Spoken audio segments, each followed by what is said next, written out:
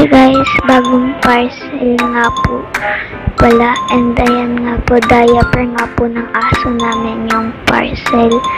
Actually po, naubos na po kasi talaga yung diaper niya, kaya bumili na po kami ng bago. And bago nga din po pala yung design, and ang ganda din po pala ng quality niyan.